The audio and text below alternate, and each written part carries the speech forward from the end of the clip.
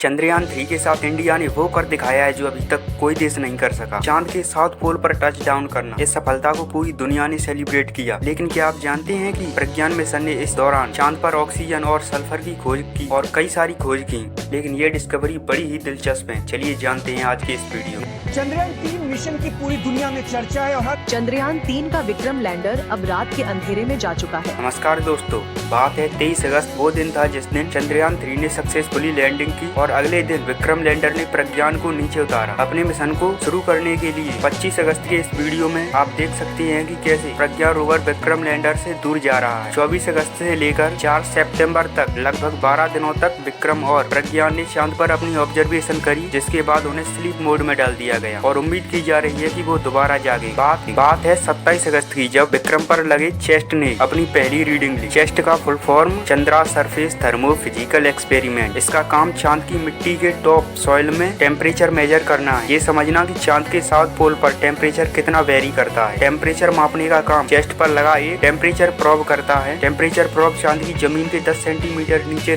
तक गया और जो रीडिंग इसने ली वो बड़ी ही शॉकिंग थी। इस ग्राफ को देखिए, जहाँ ऑब्जर्व किया गया है कि चांद की मिट्टी में एक सेंटीमीटर नीचे जाने पर टेम्परेचर 10 डिग्री सेल्सियस बदलता है। सरफेस पर टेम्परेचर ऑलमोस्ट 60 डिग्री सेल्सियस था, लेकिन जमीन के सिर्फ 8 सेंटीमीटर नीचे जाने पर टेम्परेचर -10 डिग्री सेल्सियस हो जाता है। इतना बड़ा डिफरेंस सिर्फ 8 सेंटीमीटर नीचे। इसी दिन इसरो ने 2 फोटो भी पब्लिश करी। प्रज्ञान रोवर जब वह एक बड़े से गड्ढे से मात्र 3 मीटर दूर था। हमारे साइंटिस्ट नहीं चाहते थे कि प्रज्ञान जाके इस गड्ढे में गिर जाए, इसलिए प्रज्ञान का रास्ता बदल दिया गया और उसकी भी कुछ इंटरेस्टिंग फोटोज देख सकते हैं आप, जहाँ उसके पहियों का मिट्टी में ट्रैक दिख रहा है। प्रज्ञान पर लगे पेलोड की बात करें तो 28 अगस्त को लिप यानी लेजर इंड्यूस्ड ब्रेकडाउन स्पेक्ट्रोस्कोपी ने सल्फर की प्रेजेंस को चांद पर कंफर्म किया। चांद के साउथ पोल पर यह पहली बार था कि चांद के सरफेस पर ऑन ग्राउंड जाकर इस चीज को कंफर्म किया गया हो, इसलिए इसे first ever in Situ measurement कहा जाता है। हम इस ग्राफ को देखकर बता सकते हैं कि चांद की मिट्टी में कौन कौन से एलिमेंट किस मात्रा में पाए जाते हैं। यहाँ देखो, एल्यूमिनियम है, Fe यानी आयरन है, टाइटेनियम है, सल्फर, कैल्शियम और Cr यानी क्रोमियम। इसके अलावा ऑक्सीजन की प्रेजेंस को भी कंफर्म किया गया है। आप कहोगे कि ऑक्सीजन कैसे हो सकती है? ये ऑक्सीजन मौजूद है चांद की मिट्टी में और पत्थरों में। हाँ, ये बात सच है कि एटमॉस्फेयर में ऑक्सीजन O2 के फॉर्म्स में नहीं पाई जाती, बल्कि पत्थरों में ऑक्सीजन के एलिमेंट अलग अलग बॉन्ड्स के फॉर्म में एग्जिस्ट करते हैं, जैसे कि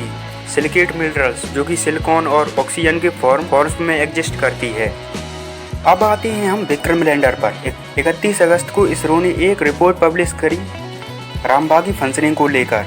रामबा का काम है चांद की सरफेस पर प्लाज्मा मेजर करना। वैसे तो चांद पर कोई एटमॉस्फेयर नहीं है, लेकिन फिर भी बहुत छोटी सी मात्रा प्लाज्मा की पाई जाती है। ये बहुत कम है, इसलिए इसे रिलेटिवली स्पार्स कहा है इसरो ने। इसका मतलब है रेडियो वेव्स बड़ी आसानी से चांद से प्रोपोगेट कर सकती हैं। इस फाइंडिंग की मदद से हम ऐसे इंस्ट्रूमेंट्स बना पाएंगे जिससे कम्युनिकेशन करना आसान हो, क्योंकि कम्युनिकेशन के लिए हम रेडियो वेव्स का इस्तेमाल करते हैं। अब हम आते हैं इल्सा पर, जिसका काम है चांद पर भूकंप मेजर करना। जब प्रज्ञान रोवर विक्रम से उतरने लगा तो वो वाली वाइब्रेशन भी इल्सा ने रिकॉर्ड करी। लेकिन आगे एक और ग्राफ देखोगे, जब 26 अगस्त को चांद पर एक नेचुरली भूकंप आया। यह जानना इसलिए भी जरूरी है क्योंकि जब लोग चांद पर रहने लग जाएंगे तो हमें पता होना चाहिए चांद पर कितने बड़े बड़े भूकंप आते हैं। हम जो कुछ भी बनाएंगे वो कितना सही रह पाएगा वहाँ पर। इसके बाद हम आते हैं 3 सितंबर, जब इसरो ने एक एक्सपेरिमेंट किया विक्रम लैंडर के साथ। विक्रम के इंजन को वापस से फायर किया गया और हवा में 40 सेंटीमीटर ऊपर गया और करीब 40-50 सेंटीमीटर साइड में जाकर दोबारा लैंड कर गया। आप यहाँ फोटो में देख सकते हो इस एक्सपेरिमेंट की पहली और बाद की फोटोज कितना फर्क है। ये थोड़ा सा मूव कर गया है। इसका मतलब ये है कि जब हम ह्यूमन मिशन करेंगे तो हमें पता होना चाहिए कि लैंडर वापस से हवा में उड़ सकता है। इसके अगले दिन 4 सितंबर को सुबह के करीब 8 बजे दोनों प्रज्ञान और रोवर को स्लीप मोड पर डाल दिया जाता है। ये स्लीप मोड चांद पर आने वाली रात के लिए प्रिपरेशन के लिए है। फॉर्मर इसरो चीफ किरण कुमार का कहना है कि रात आने से 2 से 3 दिन पहले ही इसे स्लीप मोड में डाल दिया गया है, बेटर प्रिपरेशन करने के लिए, ताकि इसके अंदर जो मॉड्यूल्स हैं